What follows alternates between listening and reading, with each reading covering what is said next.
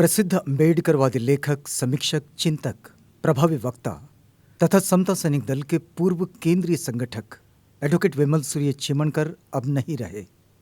बीते 5 दशक martial advocate विमल सूर्य चिमनकर की छवि एक जुझारू कार्यकर्ता, समता सैनिक दल के जिम्मेदार संगठक के रूप में रही।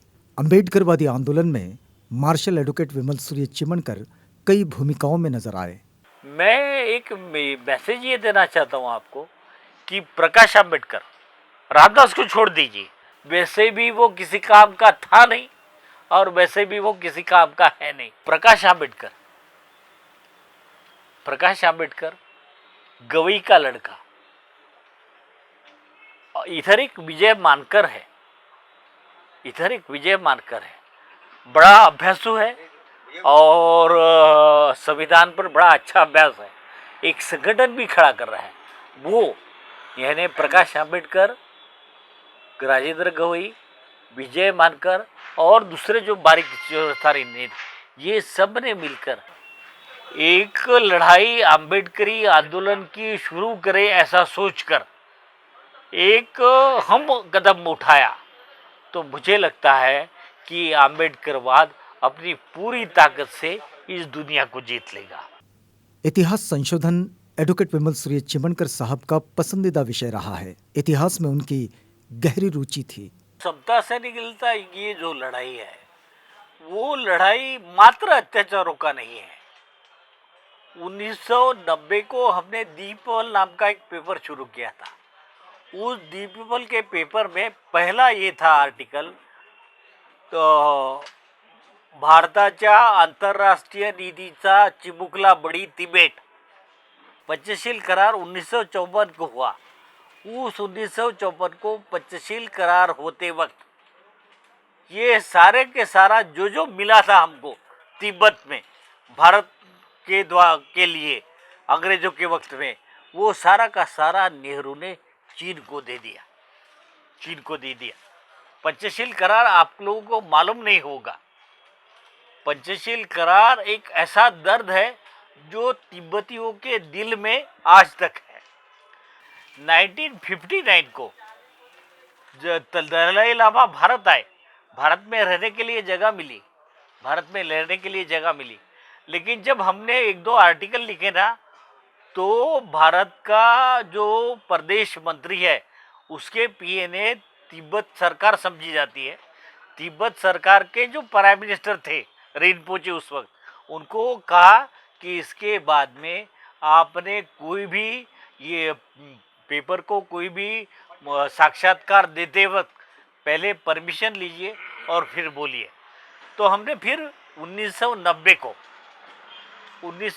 को ये आर्टिकल लिखने के बाद में दलाई लामा के साथ में कुछ संबंध बड़े अच्छे बने।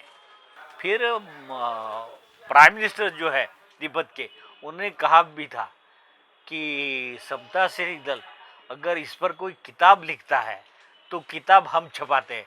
आज भी वो दर्द है कि अपन उस पर लिख नहीं पाए, लेकिन मैं लगातार दलाई लामा से और उन लोगों से मिलता रहा, वो लड़ाई चलता रहा।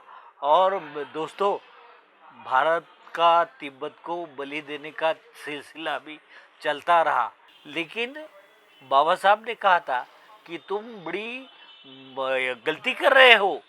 तिब्बत यह एक बफर स्टेट है। तिब्बत की सुरक्षा के कारण भारत भी सुरक्षित है। भारत का वो जो हिमालयन रेंज है वो चीन से सुरक्षित कब है? जब तिब्बत सुरक्षित है। चीन अगर तिब्बत में आ जाता है तो वो हिमालयन रेंज भी जो है वो भी असुरक्षित हो जाएगी। और अभी हम देख रहे हैं कि चीन अरुणाचल से लेते हुए घुसता चला रहा है।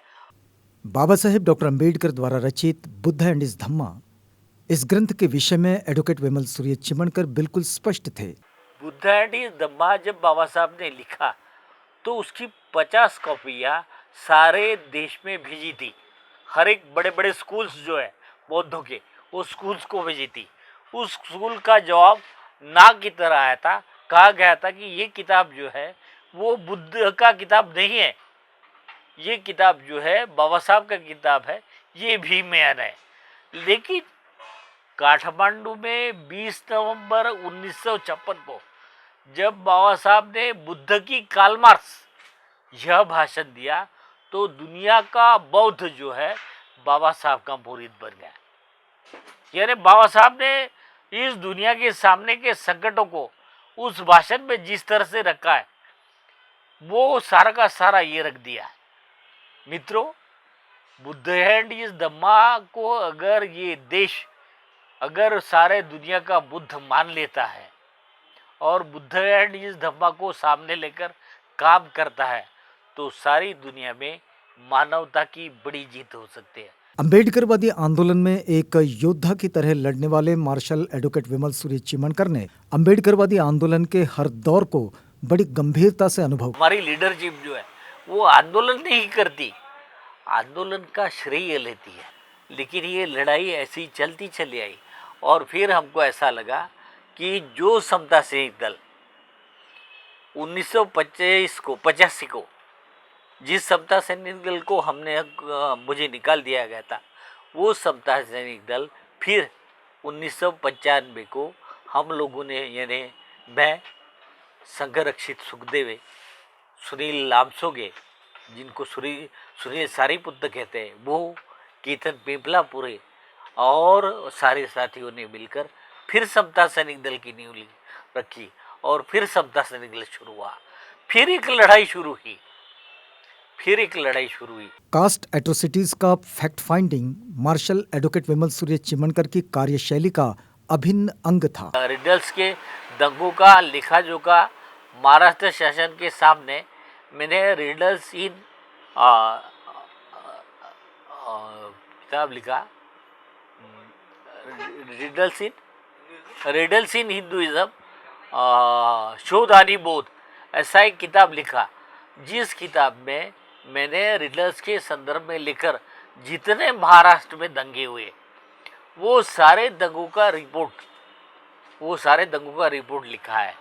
वो किताब जो है वो सरकार के पास गई, यानी दलितों की हर केस जो है वो तुम्हारे अंदर की ही लड़ाई दिखाकर ये देश और यहाँ के ब्राह्मण हमारा बलि ले रहे हैं। मार्शल एडवोकेट विमल सूर्य चिमनकर पत्रिका द पीपल का संपादन तो करते ही थे, कई पत्रिकाओं में समसामयिक विषयों पर उनका लेखन भी हमेशा चर्चा का विषय बना रहा। उनकी विशाल साहित्य रचना में द्वितीय महायुद्ध और डॉक्टर अम्बेडकर, बाबा साहेब और कार्ल मार्क्स यह चर्चित पुस्तकें हैं। बड़े लंबे समय तक समता सैनिक दल का नेतृत्व करने वाले मार्शल एडवोकेट विमल सूर्य चिमनकर को अम्बेडकरवादी योद्धा के रूप में हमेशा याद किया जाएगा।